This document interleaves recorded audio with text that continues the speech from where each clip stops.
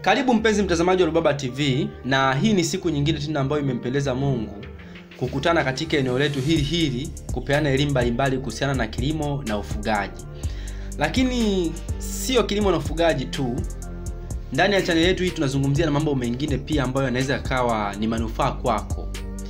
Na kwa siku ya leo nimeamua nikuletee somo lingine kabisa ambalo litakuwa na manufaa kwa mtu yote yule. Haijalishi ni mfanyakazi wa serikali, mwalimu, mtu aliyejiajiri mwenyewe, mtoto au hata mtu mzima, kwa sababu hili somo la leo unaweza kulifanya wewe mwenyewe nyumbani kwako likawa na manufaa kwako, au kulifanya kibiashara zaidi. Na katika somo la leo tumezungumzia jinsi ya kutengeneza yogurt. Na ili somo lete maana zaidi, nimeona ni vyema nisizungumze mimi, kwa sababu naweza nisizungumze vitu ambavyo unahitaji kuvisikia. Nikaona ni vyema nimlete mtaalamu mwenyewe ili aweze kutudadavulia na kutuelewesha kuhusiana na hiki kitu ambacho tutakizungumzia. Karibu ndugu mtaalamu. Asante sana ndugu mtangazaji. Kwa majina naitwa Chingalawa Edmund, na tutakuwa pamoja katika somo la jinsi na namna ya kutengeneza yogurt. Na somo letu litakuwa limegawanyika katika sehemu tatu, ambapo leo nitaanza na sehemu ya kwanza. Sehemu ya kwanza ni utangulizi, lazima tujue yogurt ni nini na tofauti gani na mtindi wa kienyeji na vifaa vitakavyokuwa vinatumika katika utengenezaji yogurt. Kwa kwanza basi ndugu mtangazaji, tujue yogurt ni kitu gani. Yogurt ni zao jamii ya mtindi kama alivyokuwa mazao mengine, mfano milk cream, culture milk, kumisi na acidophilus cream. Haya yote mazao pamoja na yogurt ni yanajumuisha katika jamii ya mtindi. Yogurt na mazao mengine haya jamii ya mtindi hutengenezwa kwa kuangalia au kwa kuzingatia bakteria maalum au rasmi. Yaani bakteria waliokusudiwa ndio wanawekwa mule ndani, katika hiyo maziwa inatokea ile product unayoitaka wewe. Na ndugu mtangazaji, kwa watu wanaweza akawa wanachanganya, au mtu anaweza akawa anajiuliza kuna tofauti gani kati ya mtindi wa kienyeji pamoja na hii yogurt ambayo tunaenda kuzungumzia sisi.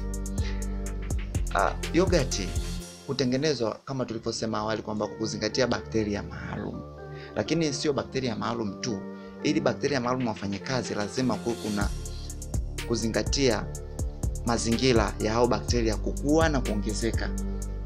Kwa mfano joto, sentigredi kadhaa, ndio bakteria wanaweza wakazaliana na wakawa wengi. Kwa hiyo vitu vyote katika yogurt vinazingatiwa. Na joto likizidi unaharibu yogurt. Lakini mtindi wa kienyeji kwa mfano tunafahamu jamii nyingi za kifugaji wanatumia maziwa, na maziwa yanagandishwa na hawatumii process zote kama hizo. Kwa hiyo ni kwamba mtu anakwenda anakamua maziwa ng'ombe, anaweka katika chombo chake, kibuyu, jagi, sufuria, ndoo au kidumu, anaweka sehemu iliyotulia. Baadaye kesho, kwa mfano kama kakamua leo, kesho asubuhi unakuta maziwa yameganda tayari na yanakuwa tayari kwa ajili ya kutumia. Sasa huo ndo mtindo wa kienyeji. Ni tofauti kabisa na yogurt, kwa sababu yogurt unafuata kidogo advanced process. Vifaa vitakavyokuwa vinahusika katika utengenezaji yogurt au katika hili somo letu lote ni jiko kwa ajili ya kuchemsha maziwa, sufuria kwa ajili ya, inategemeana sana kiasi cha maziwa ulichonacho wewe, ndio ukubwa wa sufuria.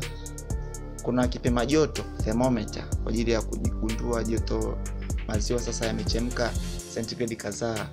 Sasa naweza nikaepua au nikayapoza mpaka sentigredi kadhaa hivyo. Kikorogeo inaweza ikawa utajua wewe sasa kama ni mwiko au ni kijiko chochote, kwamba kukoroga sana ule muda unaokuwa unapoza au unapokuwa unachemsha, ili asigande asishike kwenye sufuria. Lakini pia kitu cha msingi, baada ya hapo ili yogurt ive lazima iwekwe katika friji.